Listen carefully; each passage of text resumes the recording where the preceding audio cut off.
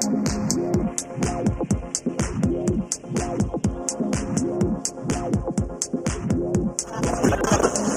debut album from French duo Cassius, out now on Astralworks.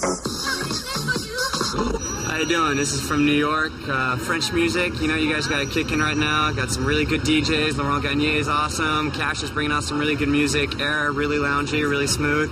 So keep bringing that good sound to New York. We're gonna have a good time tonight. Laurent Garnier, Monsieur Oiseau, Cassius ou Stardust, la scène électronique française est en ébullition. Une nouvelle génération de musiciens qui n'a pas les mêmes complexes que ses aînés fait danser le monde. Le rock français n'a jamais réussi à sortir de ses frontières, mais les DJ et les producteurs de techno s'exportent.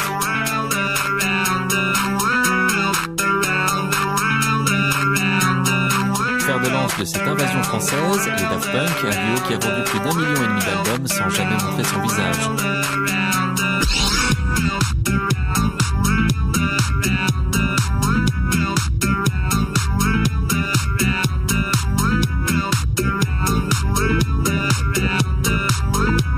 I don't know, there's something there, there's a kind of funk. It's almost as if they've found themselves. And especially over the last kind of 4 or 5 years, they now have a confidence. Whereas before, maybe that there was a negativity about maybe being from France.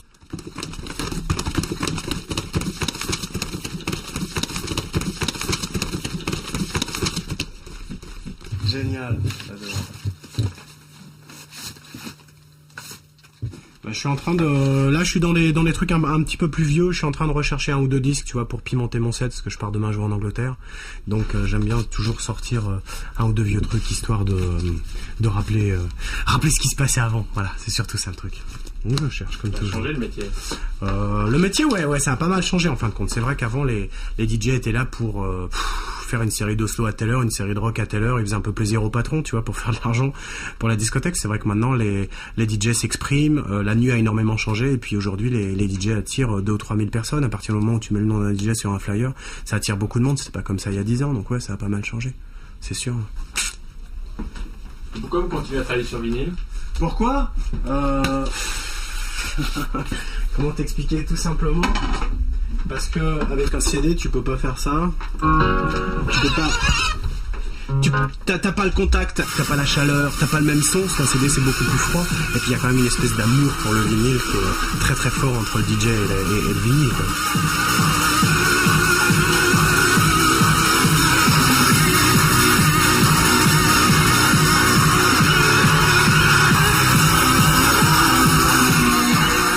On finit par utiliser un support qui est la musique des autres pour faire quelque chose de personnel et de beaucoup plus long. C'est-à-dire qu'on va prendre des morceaux de 5 minutes et puis on va faire des histoires de 5-6 heures. C'est faire quelque chose de musical avec la musique des autres. Là, tu deviens quelque part musicien, c'est tout.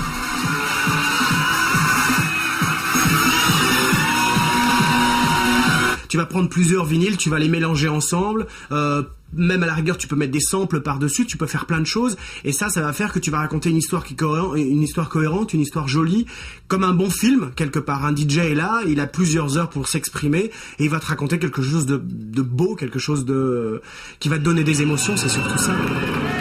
À 33 ans, Laurent Garnier est un des meilleurs DJ et le plus célèbre ambassadeur des musiques électroniques françaises. Mais il n'est plus le seul. L'un des grands clubs new-yorkais, les Twilo, accueille une fois par mois une équipe de Français qui organise Respect, une soirée house mondialement célèbre.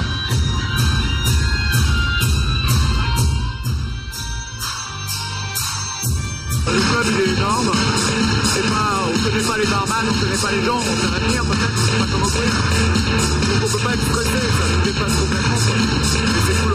Et le son c'est le meilleur du monde.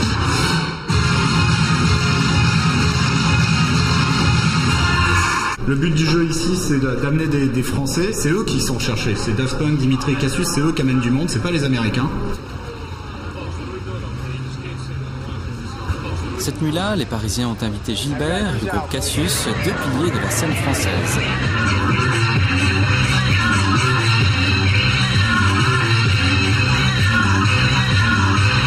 J'ai remarqué dans la house française, c'est que ça a amené un petit peu de dérision et un peu d'humour. Avec Cassius en tout cas, nous on veut rendre les gens quand même assez heureux, quoi. Il y a le côté festif, ça en a besoin, je sais pas pourquoi, en France on en a besoin, on se fait chier.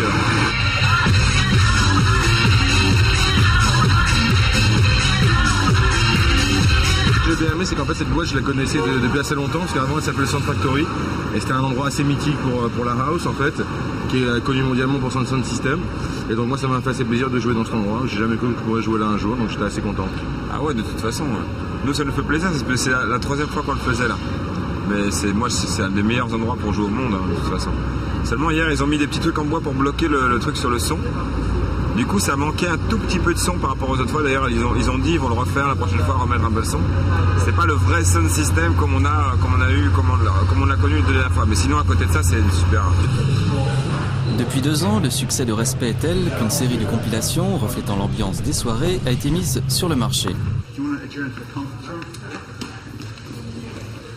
Le lendemain de leur nuit au Twilo, leur maison de disques américaine les attend pour évoquer la sortie de leur 2e album.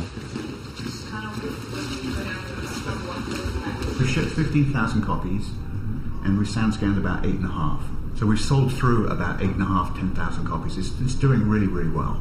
And it's mostly in big cities like LA and Seattle, San Francisco, New York, Chicago. That's where the big house scene, the big dance scene is. But having said that, it's selling everywhere, but especially well in the 5 key big cities for dance music.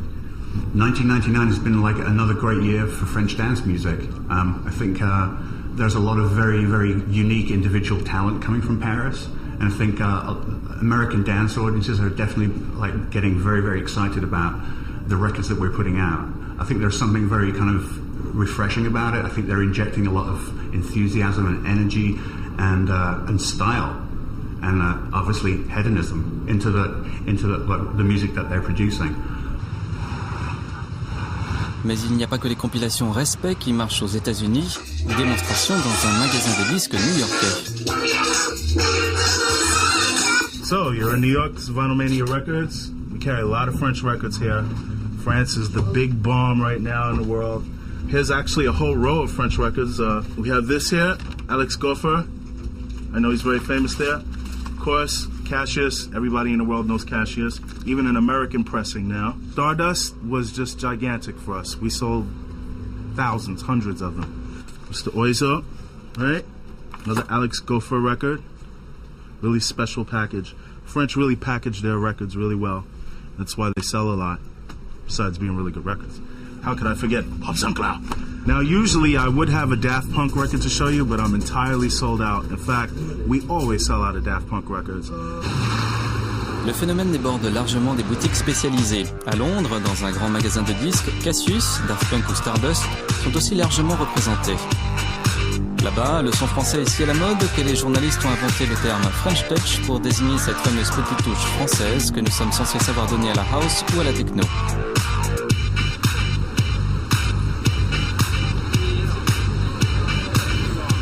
Le mercredi au Queen, l'une des plus célèbres boîtes parisiennes, c'est le jour de Respect. Ce soir-là, le DJ derrière les platines est anglais, mais il a pris un pseudonyme français pour lancer sa carrière. Il y a 30 ans, c'était l'inverse. Pour faire chic, Jean-Philippe Smet devait se faire appeler Johnny Hallyday.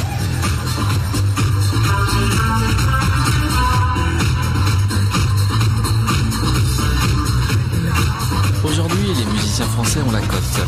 Mais quand il y a 3 ans, 2 journalistes et un organisateur de rêve d'à peine 25 ans ont lancé la soirée par amour de la house, c'était loin d'être le cas. Il y a 5 ans, c'était le tiers-monde ici. Donc s'ils veulent revenir à la situation du tiers-monde, je parle non, c'est le Koweït. On se dit tiens, tous ces gens-là on les connaît, tous ces gens-là ils sont en train d'être reconnus à l'étranger, et tous ces gens-là, alors de Daft Punk à Dimitri en passant par Cam, par DJ Deep, par Gilbert, etc. Tous ces gens-là ils n'ont pas leur place dans les clubs parisiens à l'époque, c'était complètement absurde. On s'est dit tiens, le mercredi on va faire jouer tous ces gens-là. On a participé à toute cette vague qui tout d'un coup est passé du truc branché chez nos voisins anglais, allemands, voire aux États-Unis ou au Japon bien sûr. On est passé à un truc qui a commencé à prendre en France aussi, là où on s'y attendait pas du tout.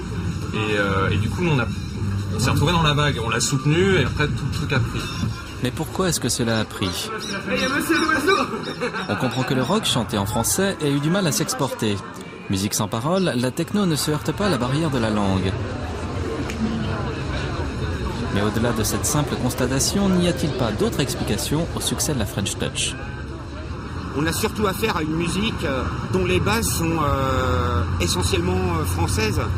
La disco, c'est-à-dire les plus gros producteurs de disco, c'est quand même les gens qui ont fait Village People, c'est un français.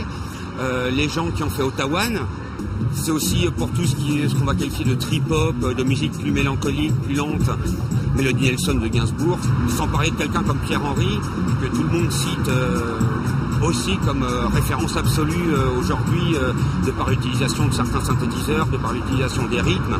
Et je crois que c'est surtout pour ça que la musique électronique française s'exporte, parce que ces bases, en fait les bases de cette musique, sont autant en France qu'elles peuvent l'être aux États-Unis ou qu'elles peuvent être en Angleterre. Et c'est la première fois qu'il y a ce phénomène-là.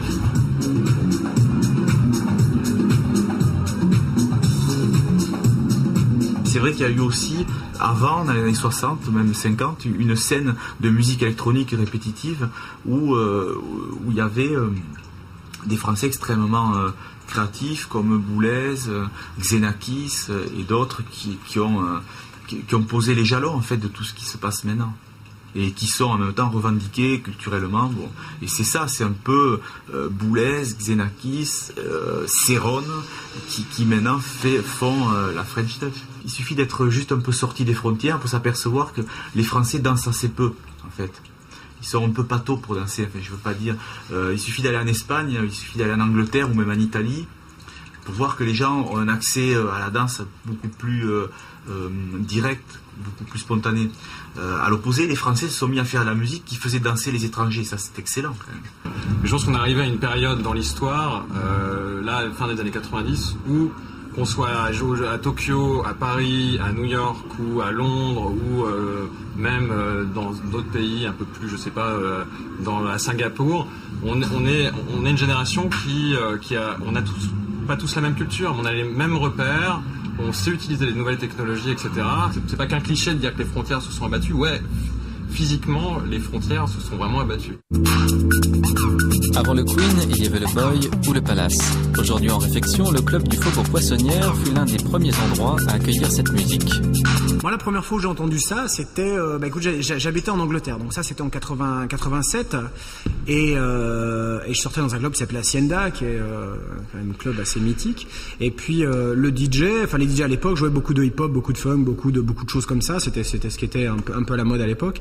Et ce soir-là, il a joué ce tout premier disque. Je crois que ça a été vraiment le premier disque qui a été produit à Chicago de House, qui s'appelait Love Can't Turn Around, qui était par Farley Jack Master Funk. Et c'est vrai que c'était un disque qui m'a retourné. Ça a été vraiment une claque dans la gueule. À partir du moment où ce truc n'avait rien à voir avec tout ce que j'avais entendu auparavant. Et je crois que c'était vraiment le truc que je cherchais depuis toujours. J'ai toujours aimé la musique, c'est toujours quelque chose qui m'a énormément excité. Mais alors ce jour-là, j'ai vu la lumière. Donc je suis directos, j'ai été voir le DJ en tapant sur la porte comme un fou, en disant mais qu'est-ce que c'est ? Et c'était la découverte de la house music, quoi. Je suis revenu en 88 en France, j'étais obligé de revenir pour l'armée, et c'est vrai que la première soirée que j'ai fait en France, c'était au Palace. C'était ici et le mouvement n'existait pas du tout, donc je crois que la façon s'est passée comme ça, ça s'est fait comme ça en France, c'est-à-dire que ce qui s'est passé aux États-Unis à Chicago dans les clubs gays, c'est ce qui s'est passé ici à Paris, c'est-à-dire que la scène gay est souvent une scène qui est excitée par les nouvelles choses plus que les autres. Ça a été le début, ça a commencé ici, c'était des Anglais qui venaient, qui ramenaient des DJ anglais pour un peu montrer en France ce qui se passait en Angleterre et ce qui était branché entre guillemets.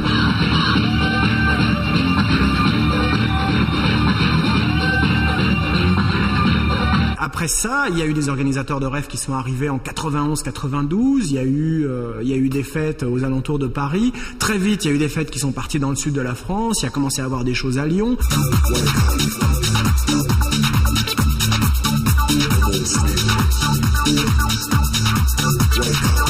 Les 2-3 premiers tubes, vraiment entre guillemets, c'était Wake Up.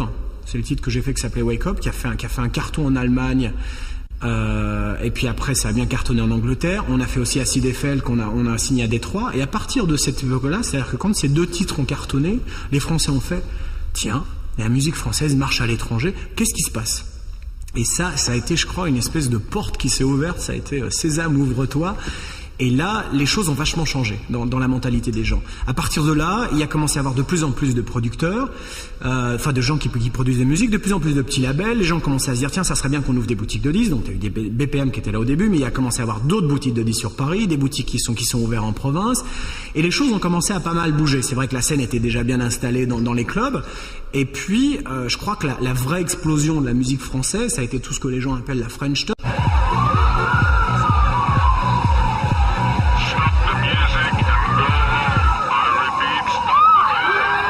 Ce que Laurent Garnier ne rappelle pas, c'est que la techno a longtemps une mauvaise réputation en France. Les rêves notamment ont souvent été interdites à cause de l'amalgame entre cette musique et la drogue. Il aura fallu des tubes aussi énormes que Music Sounds Better With You et l'organisation d'une technoparade populaire et familiale qui réunit plus de 200 000 personnes dans les rues de Paris pour que l'image de cette musique évolue.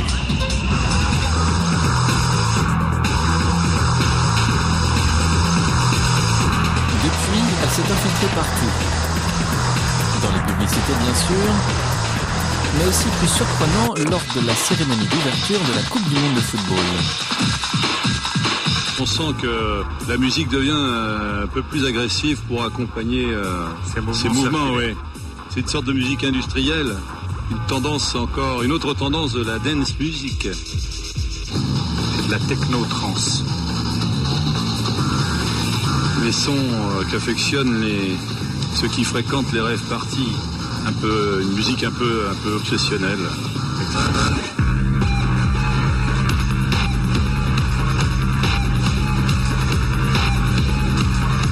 Aujourd'hui, pour officialiser le phénomène, l'industrie du disque française a même été obligée de créer une victoire de la musique dance et techno. Va être remise à 30 de Laurent Garnier.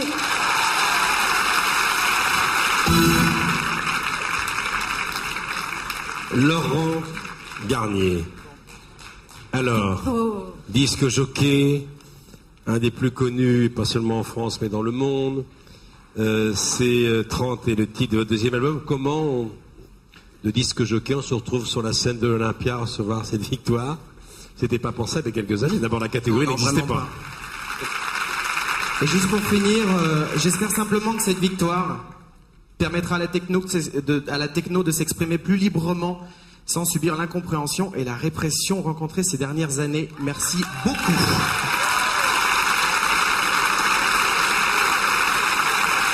On s'est battu pendant 10 ans. Je crois qu'aujourd'hui, les gens ont accepté, ont compris que ça existe, que c'est un mouvement à part entière, que il y a des gens qui vivent techno, vivent électronique comme on a pu vivre rock, comme on peut vivre rap. Le moindre bar fait venir des DJ, et puis la moindre plus petite télévision met de la musique électronique. On m'a même dit qu'il paraît que pour les européennes, on avait pris Music Sounds Better With You pour je sais pas quelle partie. Donc je trouve ça assez drôle quand même. C'est assez drôle qu'on ait quand même arrivé à ça aujourd'hui, alors qu'il y a 2-3 ans, ces gens-là envoyaient des circulaires aux flics pour dire attention, musique électronique, drogués, morts, tous barjots, tous zinzin. Donc je trouve ça drôle. Je trouve que l'évolution est assez ridicule, mais drôle. Bah c'est bien, ils sont jeunes. Moi je suis vieille maintenant, donc...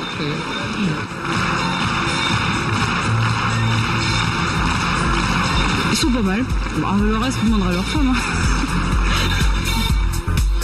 La techno ne fait plus peur, elle est même devenue un signe de modernité, voire une incarnation de cette France qui gagne qu'on nous vante si souvent.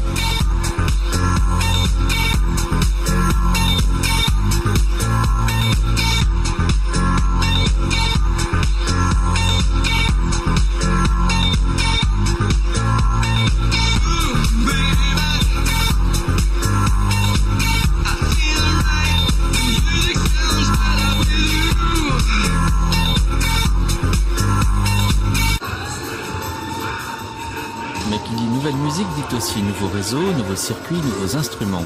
Sampleurs, séquenceurs, boîte à rythme, c'est avec ces instruments que l'on propose de la musique aujourd'hui.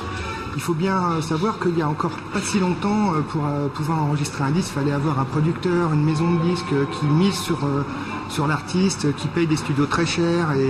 Et depuis environ 5-6 ans, on sent une explosion de la technologie, surtout de l'informatique.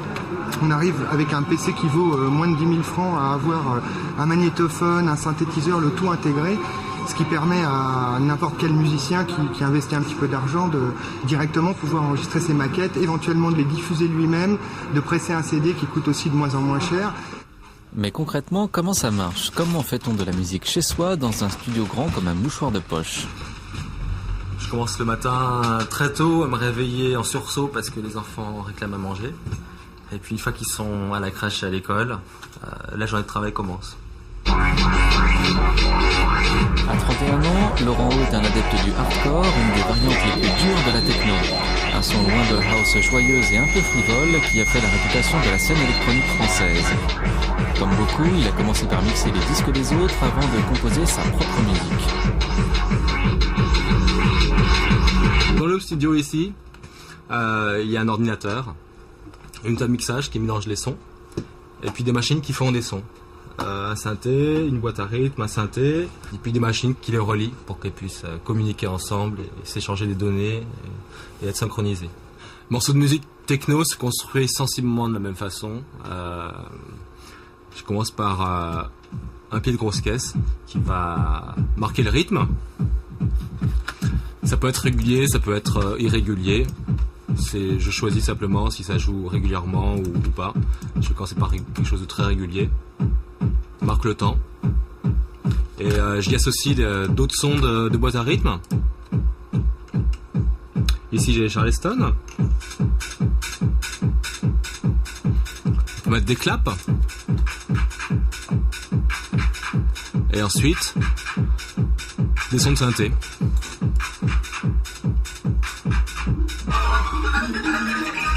Et ainsi de suite, j'agence mes sons, je les fais jouer ensemble et je construis mon morceau de musique.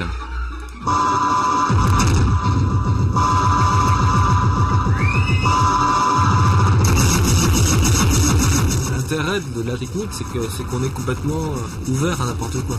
Si on veut faire du classique, si on veut faire du Bach, c'est possible. Avec ça, on peut tout faire. Les gens diront non, c'est toujours rigide, c'est toujours carré, mais on est libre de déplacer les notes et de pas faire carré. C'est simplement un choix personnel. On est passé de la machine à écrire au traitement de texte. Et seulement avec le traitement de texte, on peut faire tellement plus de choses en parvenir à la machine à écrire maintenant.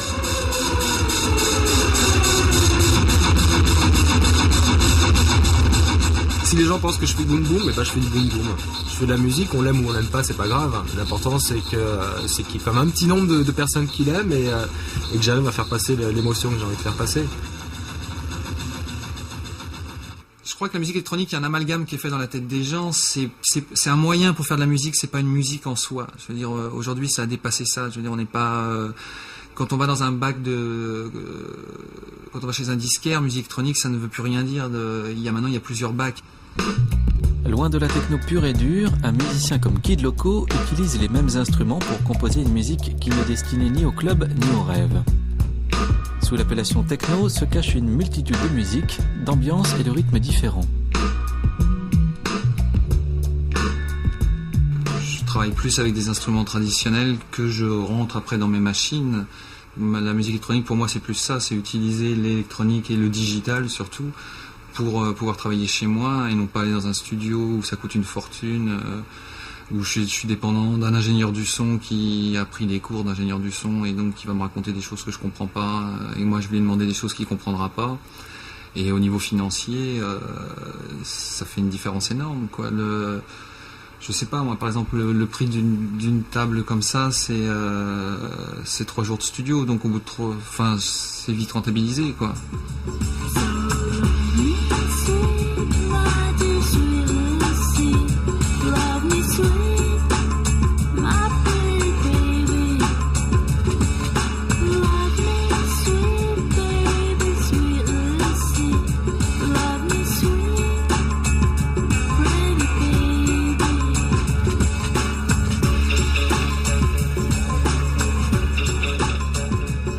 Il y a des gens qui ont peur, mais après il y a des gens qui ont eu peur de la guitare électrique, il y a des gens aussi qui ont dit que la Terre était plate. C'est pas pour faire des mauvaises comparaisons, mais enfin on pourrait voir avec Galilée, ouais c'est ça, il a été pendu ou je sais pas quoi par les inquisiteurs, donc ce serait dommage que les musiciens de rock soient maintenant les inquisiteurs, je pense. Les rockers ne sont pas tous des inquisiteurs. Jean-Philippe Freux et son groupe Rhinocéros s'inspirent largement de la house et de la techno.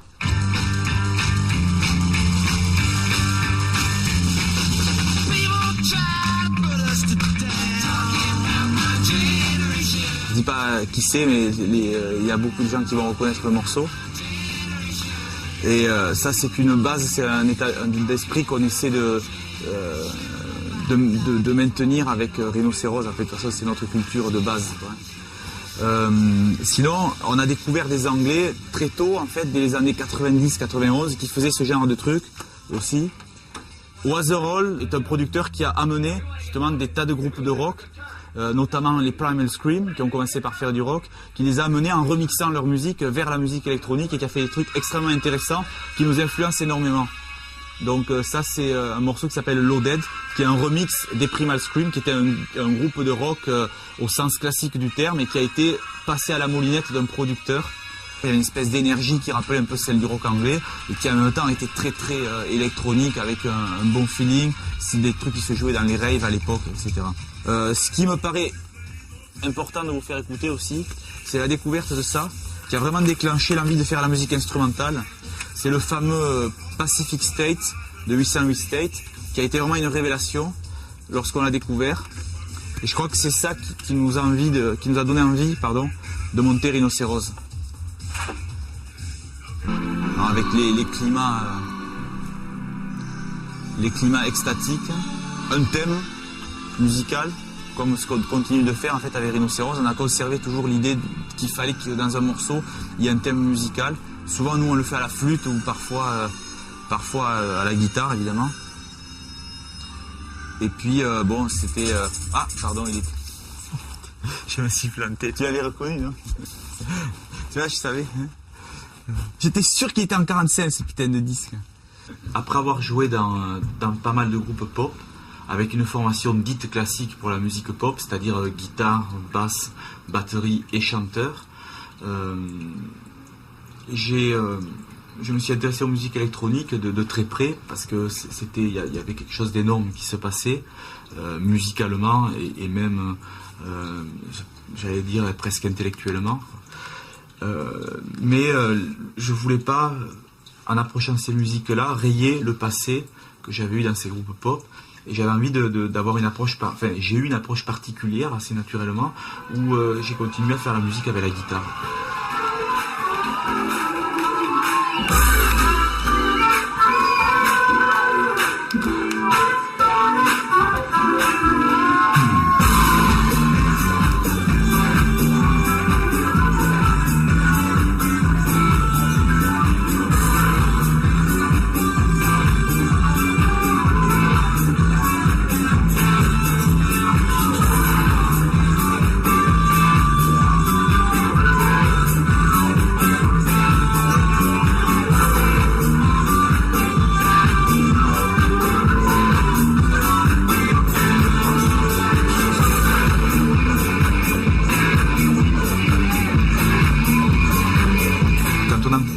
Premiers morceaux instrumentaux, il y avait quand même quelque chose d'extrêmement nouveau qui se passait parce que tous les codes de la musique pop étaient explosés. C'est-à-dire qu'il n'y avait plus de texte, il n'y avait plus de frontman. Ce que j'appelle frontman, c'est un chanteur qui vient délivrer un message ou être un sex symbol ou je ne sais quoi.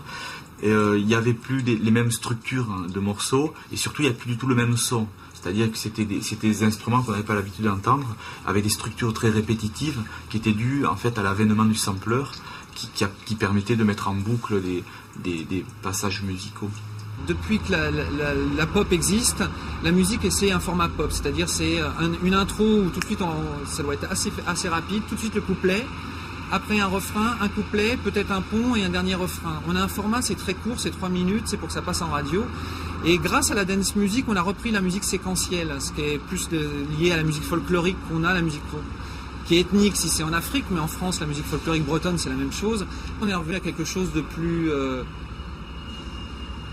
naturel, moi je crois, pour la musique. On est plus, c'est plus formaté comme avant, quoi.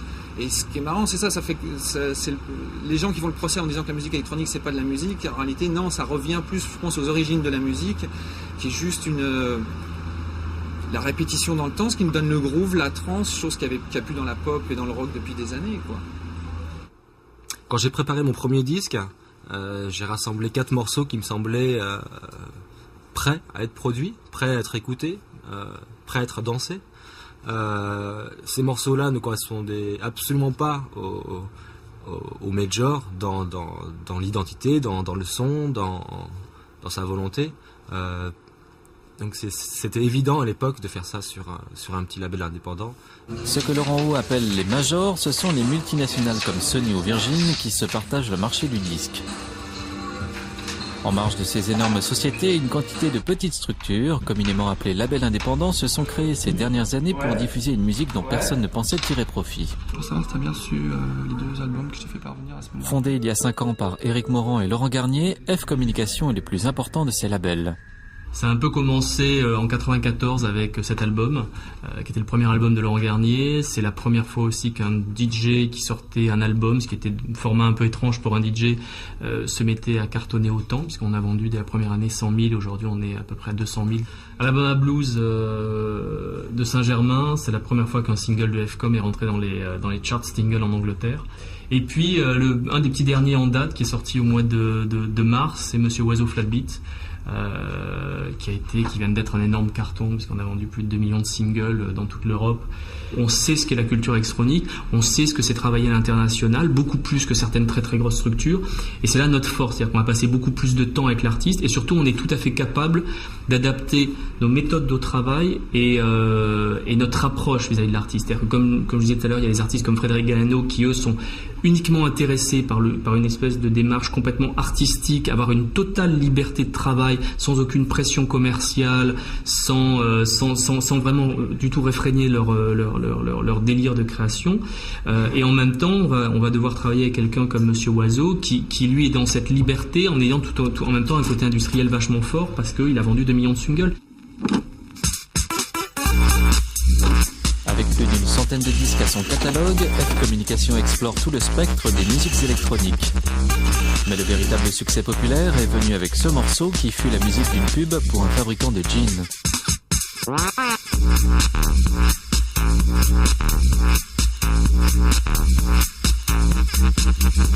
Les indépendants ont occupé une place de choix dans la musique électronique, mais au niveau mondial, tout simplement parce que quand même pendant des années, la plupart de l'industrie du disque et des médias a complètement nié cette musique, c'est-à-dire qu'ils considéraient que ce n'était pas de la musique et qu'il n'y avait aucun avenir dans ce courant musical. Mais c'est vrai qu'une des raisons aussi pour laquelle les labels indépendants continue à mener quand même à faire un très beau parcours dans la culture électronique, c'est que c'est un univers musical qui change quand même très très vite, où il y a sans arrêt des nouvelles tendances, des nouvelles modes, des choses qui bougent très vite. Et c'est vrai qu'une major, c'est quand même un énorme cuirassé, c'est un porte-avions qui a une puissance de feu phénoménale, mais qui est pas la chose la plus simple et la plus rapide pour bouger. C'est vrai qu'un label indépendant, c'est plus proche de la planche de surf, ça tire pas très loin, mais en tous les cas ça bouge très très vite. Autre son de cloche chez l'une de ces fameuses majors, en France, Virgin fut la première à réagir et à comprendre l'intérêt de ces musiques, au point qu'elle représente aujourd'hui 5% de son chiffre d'affaires et 65% à l'export. C'est ici que les Daft Punk, qui ont débuté en sortant des disques vinyles sur un label indépendant, ont connu le succès international. Les maisons de disques, c'est quand même basé pour être des filtres avec des créatifs, avec des gens spécialistes de l'image, des gens spécialistes de l'export, des gens spécialistes du marketing, des gens spécialistes de la promotion, et donc c'est fait pour aider. C'est pas fait pour ralentir. Et je crois qu'aujourd'hui, ces grandes maisons de disques, comme le dit Daft Punk, elles ont changé d'esprit. Cette musique a une vocation mondiale, et je pense que les indépendants, ils n'ont pas encore montré aujourd'hui, à part en s'associant avec une marque de fringues, qui pouvait vendre des disques dans le monde entier. Ça, c'est encore un problème. Alors, ça va changer parce qu'aujourd'hui, Internet, les réseaux de labels indépendants mondiaux s'organisent. Mais aujourd'hui, c'est vrai que c'est Virgin qui a un réseau peut-être plus souple, mais vraiment international, a permis à cette musique de faire le tour du monde, quoi. Les indépendants n'ont pas toujours les moyens de sortir cette musique de l'underground. Mais sur le terrain, ce sont ces petites structures qui font la richesse de la scène électronique. Exemple à Montpellier avec la Tribu des Pingouins, une bande d'une vingtaine de copains réunis par l'amour de la musique. On est à peu près une vingtaine, quoi. Et bon, il y en a qui ont monté un magasin de disques, il y en a d'autres qui ont fait une société d'import-export de disques, il y en a qui mixent, il y en a qui... Mais généralement ça tourne toujours autour de la musique électronique, chacun a trouvé plus ou moins sa voix autour. Les pingouins, quand il fait trop froid, ils se mettent tous en groupe et ils tournent il y en a qui se mettent au bord pour protéger ceux qui sont à l'intérieur et chacun s'y met... Chacun son tour. Chacun son tour. C'est un peu ça. On a grandi en parallèle avec les musiques électroniques, quoi. Je parle de l'association, en termes d'association, on a commencé, on les a découvertes à leur début en France, quoi, en 91, quoi.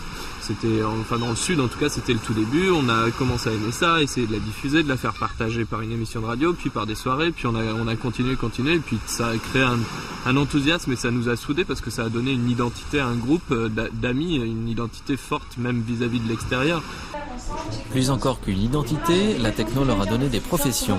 Dans les bureaux de People, une société qu'ils viennent de créer, ils préparent l'édition 99 de Borealis. Le grillage derrière pour alimenter la scène house. Ce qui n'était au départ qu'une soirée organisée par une bande de potes sur le parking d'une boîte de nuit est devenu en quelques années un festival de 20 000 personnes. Là, on suit tout le grillage ici, on fait le bar, on fait la scène techno. Ça, c'est comme l'an passé. Et par contre, on est au taquet de la puissance disponible, franchement.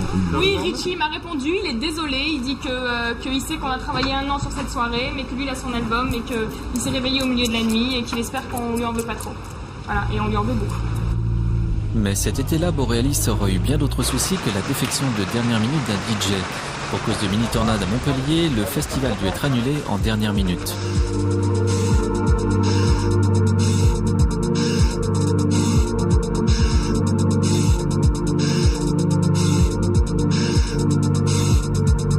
I see that now.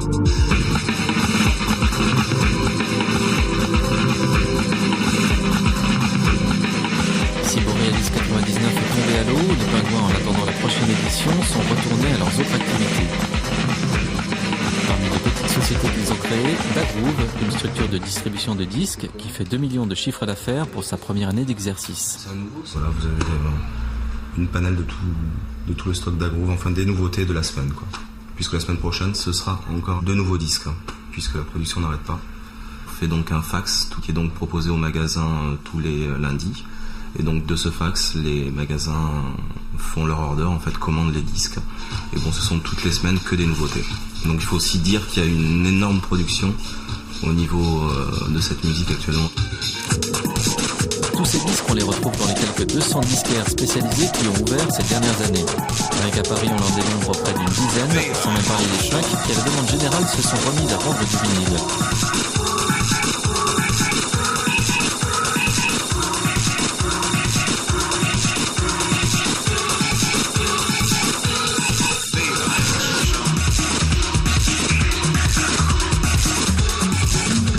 Magasin, Dagroove vient justement d'en ouvrir un à Paris, tenu évidemment par un membre de la tribu des pingouins.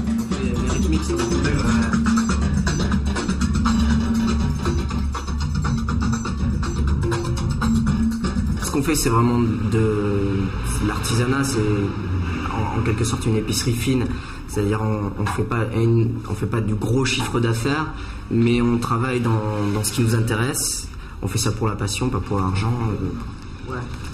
À l'époque, la clientèle house était plus ciblée 16-25 ans, pas plus, pas moins. Et maintenant, de plus en plus, on a des gens qui ont la trentaine, la quarantaine, la cinquantaine, des chauffeurs de taxi, des journalistes.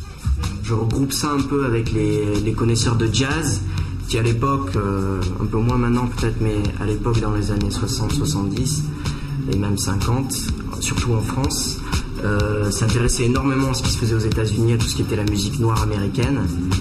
Et là, en fait, ça se reproduit dans les années 90 grâce à la techno, grâce à la house. Retour à Montpellier dans un autre magasin ouvert par les pingouins.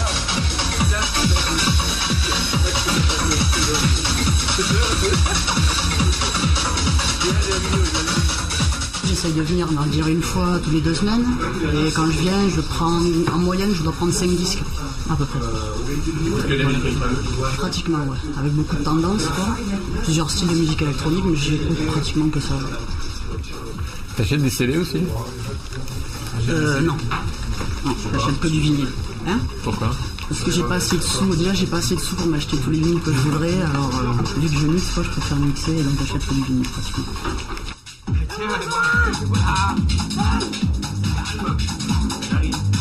Ici, on est allé jusqu'à créer son propre label, sa petite maison de disques baptisée Kobayashi. En allant du son de la maquette jusqu'à la création du sticker, jusqu'à la pochette, quoi. On voulait être libre à 100% et avoir le contrôle à 100% de ce qu'on fait, quoi, de travailler notre image, quoi.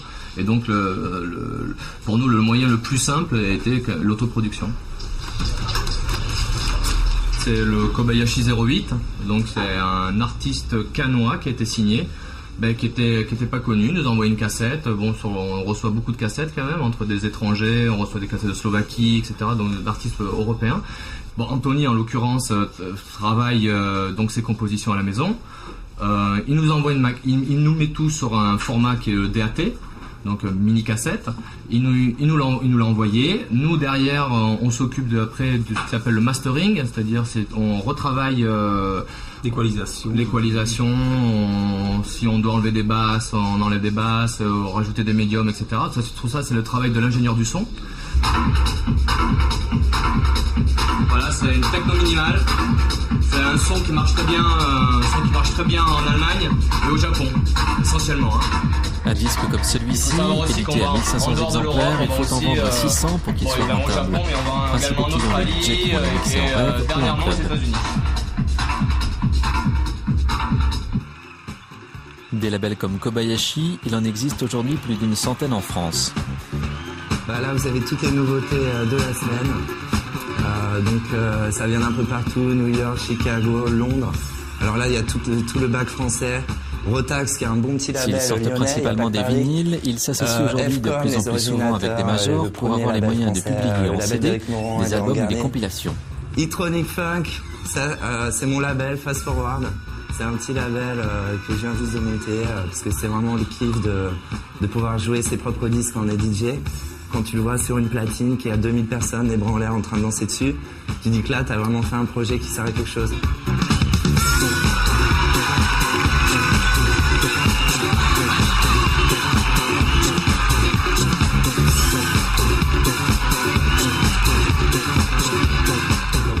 C'est inévitable avant d'avoir envie de produire sa propre musique. Évidemment, quoi. À force d'entendre la musique, parce que nous, voilà, c'est ce qu'on fait quasiment 15 heures sur 24. On écoute des disques, on vient dans les magasins de disques, on rentre à la maison, on écoute les nouveautés, on prépare son set. Moi, là, ce soir, je vais à Anvers mixer en Belgique. Donc voilà, je viens ici, j'achète mes disques, après je vais passer chez moi à les écouter. Je prends le train, j'arrive à Anvers, je fais la soirée. Demain matin, je rentre. Et demain après-midi, je fais pareil, et demain soir, je repars. Voilà, c'est ça, c'est la vie du DJ, c'est ça, quoi. Donc automatiquement, à force d'être tout le temps dans la musique, ça te donne des idées, et puis t'as envie de t'y mettre toi aussi, quoi. Pendant que vous tchatchez, nous... Ouais, vous bossez, quoi. Vous bossez, quoi, non. Des disques, c'est moi, là, je viens de déménager, donc je sais ce que ça fait, j'en ai eu 3-4 000 à peu près. Et 3-4 000 disques, ça fait 40-45 cartons comme ça, quoi. Donc j'ai pris des déménageurs, là, parce que je suis pas assez... pas encore assez fort. Ce qu'il faut savoir, c'est que les DJ sont des vrais malades, quoi. C'est des accros du vinyle, quoi. Ils peuvent pas s'en passer. Voilà, en anglais, c'est vinyl junkie. Là, vous voyez, le Cyril, il est pas passé depuis 2 semaines, il tremble parce qu'il sait qu'il a loupé plein de trucs. Et... Si les disques jockeys d'hier se produisaient dans les discothèques, les DJ d'aujourd'hui jouent dans les rêves à ces soirées techno qui ont longtemps fait peur.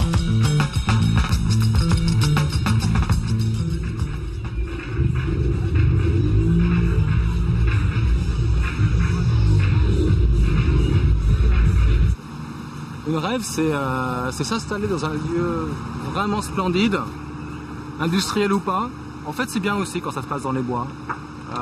Je suis plutôt au gros hangar désaffecté, mais bon, là avec un lieu comme ça, ce qui est bien, c'est que c'est un lieu quand même détourné pour une nuit. On récupère un endroit, on récupère une atmosphère et puis on la transforme et on fait la fête dedans.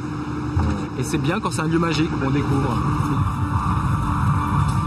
Ici, il y a le dance floor techno. Le très gros son va être ici. Super son, super DJ. Jérôme, c'est possible d'avoir un peu de son, s'il te plaît ? Ici, de plus en plus souvent, ils ne viennent plus seulement mixer les disques des autres, mais donner de véritables concerts. Donc j'ai ni basse, ni aigu, ni quoi que ce soit. Contrairement aux fantasmes sur leur salaire pharaonique, les tarifs sont encore raisonnables, en gros de 0 à 15 000 francs par prestation. En revanche, en Angleterre où la nuit est une véritable industrie, les tarifs peuvent flamber. Je vous emmène voir Thomas là, un petit peu comme ça, pour se mettre dans l'ambiance. C'est un rare artiste français à avoir vendu plusieurs millions de disques, de singles. C'est une vedette. Bien qu'il ait connu le succès mondial avec son groupe Daft Punk, Thomas Bangalter, qu'on voit ici préparer ses machines avant son concert, continue à jouer dans les rêves. Une façon de gagner à pied dans cet underground où il a débuté il n'y a pas si longtemps.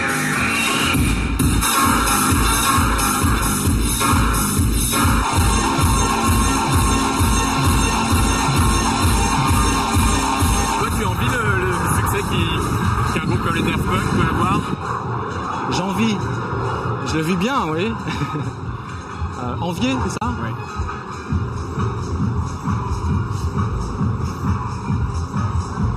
Quand j'écoute à la radio anglaise un disque, un hit, et que je trouve ça vraiment bien, et puis par la suite j'apprends que c'est français, je suis assez fier, même si c'est pas le style de musique que j'aime bien. Le morceau Stardust, quand je l'écoute la première fois, je trouvais ça vraiment, vraiment terrible.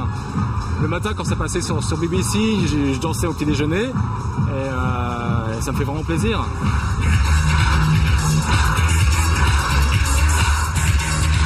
À Concarneau en Bretagne, au château de Port-Violet, Astropolis réunit chaque été depuis 3 ans un public de plus en plus large.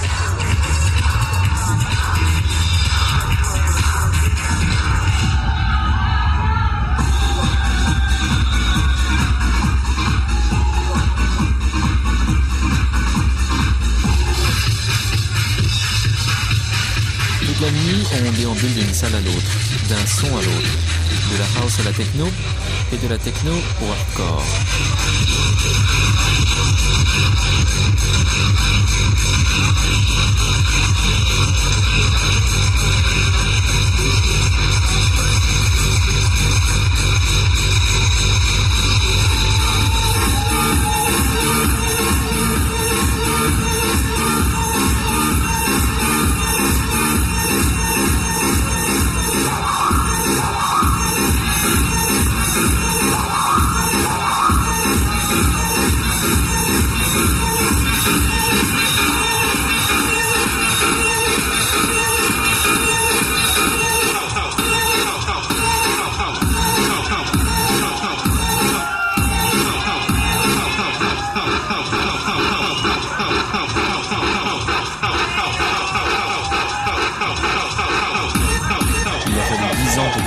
Sorte du ghetto dans lequel son image sulfureuse l'avait enfermé. 10 ans pour que cette musique soit reconnue comme un véritable mouvement musical. C'est vrai qu'il y a quand même une nouvelle façon de faire de la musique, il y a aujourd'hui une nouvelle façon de traiter la musique. L'arrivée de MP3 sur Internet, ça fout la merde, mais quelque part, n'importe qui aujourd'hui pourra faire de la musique et au lieu de passer par une maison de disques, il va pouvoir directement diffuser sa musique sur Internet. Tout ça, c'est excitant. Tout ça, ça va faire qu'il y a forcément quelque chose de nouveau qui va arriver. Sûrement dans notre musique, sûrement quelque chose qui va beaucoup s'inspirer de ce qu'on fait. Et je crois que ça, c'est vachement sage.